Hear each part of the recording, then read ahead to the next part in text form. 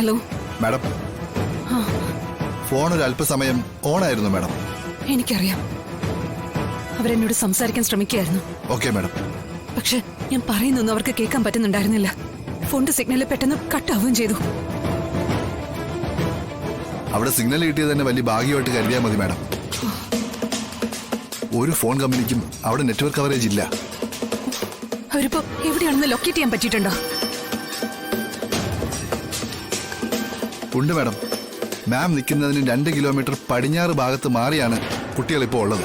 2 കിലോമീറ്ററോ? Yes ma'am. Madam, ആ ഫോണും തരൂ. ഞാൻ അടുത്ത ഫോറസ്റ്റ് ഓഫീസറിന് കൊടുക്കാം. Yes ma'am.